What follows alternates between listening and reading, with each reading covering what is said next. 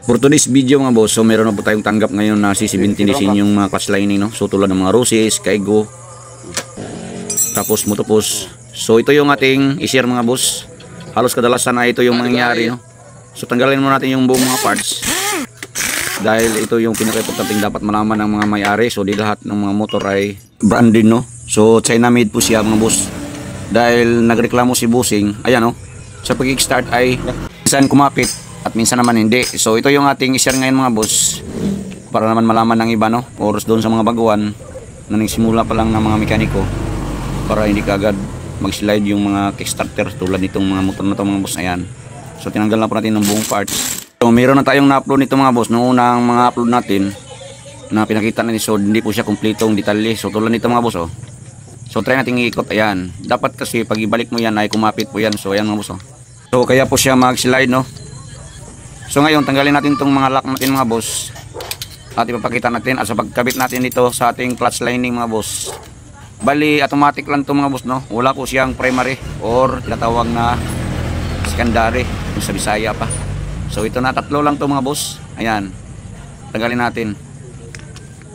Tatlo lang po yan, ayan, no. So itong ating plate mga boss, medyo nabawasan na ng kunti. Tapos pag maubos to dito banda sa likuran mga boss, doon na magkaroon na may slide kagad. Itong gitna ay back to back po yan, so makapal pa, oh. Pati din sa ibaba ay naubos na din yung likuran. So ngayon yung plate natin sa bandang loob mga boss ay hindi po siya gaano naubos at hindi po pantay yung pagkakapit sa ating clutch lining, no. Bali itong may washer mga boss, bali dapat din natin yang kukunin. So hindi natin yan kukunin dahil ibang diskarte yung gawin natin dito. So ikabit na po natin mga boss. Ayan, ganyan po dapat yung posisyon niya. Bago na po yung clutch lining natin dito. Pangalawa. Tapos itong pangatlong mga boss, pataas banda po yung ating lining. Ayan, pag baliktad po yan ay hindi po yan mag-start, mas lalong lumala. So may apat na spring po yan. Itong panghuli natin clutch plate mga boss, so may tunggoy-tunggoy po yan, no? So i-post natin at ikabit natin yung ating lock. May ring po yan mga boss, dapat po ay dandaan para hindi po maputol. Ayan, so try natin ikot kung anong pinakaiba ngayon. So same lang sila, no. Hindi siya makakapit pag ibalik. Ayan, pag ibigla mo ay kung makakapit, no. Kaya madaling mag-slide. So ngayon ito yung ating ipakita ngayon mga boss na diskarte para tumatagal yung mga clutch lining natin kinabit dito, para hindi pabalik-balik yung mga customer natin. Tanggalin natin tong dalawang bolt sa likuran. Tapos ibaliktad natin yung lock washer at plain washer, no. So dalawa lang po yung washer niyan mga boss. Ayan. Tapos ibalik natin yan mga boss.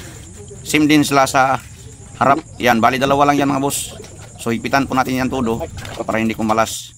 So ito na. Ito yung ating pangalawa mga boss. Ay lagyan natin yan ng lock washer. Hindi na natin yan baliktarin, no. Bali yan po ang stopper para mas lalong lumapit yung clutch plate natin sa ating clutch lining mga boss, no. Para hindi mag-slide yung ating kickstarter. At maganda pa ang hatak ng ating engine dito. So ngayon nahigpitan na po natin na todo. So try na natin kung anong pinakaiba kanina. Ayan, no. So dapat din hindi mag-advance yan mga boss. May clearance po yan kahit kunti lang. Ayan, so ito na, ikabit na po natin at ipapakita natin kung ano ng reaksyon dito sa ating kickstarter at sa pagbirit ng ating unit mga boss, no. Kinabit na po natin yung ating clutch housing, tapos mga nut. Paligan yan nakabasic mga boss, no. Dahil lahat ng mga mekaniko ay mayroong mga diskarte. So doon sa mga switix na, so stipot lang kayo dyan, no. So para lang to sa mga may-ari ng mga motor na tulad nito or sa mga bagong mga mekaniko na hindi pa nakasubok nitong diskarte na to mga boss, no. Ayan, so kinabit na po natin yung ating clutch lifter. So ibang disenyo din siya mga boss. Meron po tayong jet dito, no, sa ating wheel. Papunta po yan sa ating sigunyal.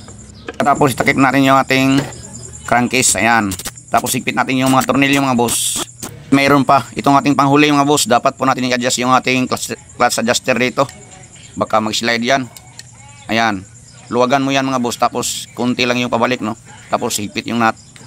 So ngayon ipapakita na natin ngayon mga boss pagkatapos nito. So hindi na po siya mag-slide mga boss. Try natin start kung mag-advance ba.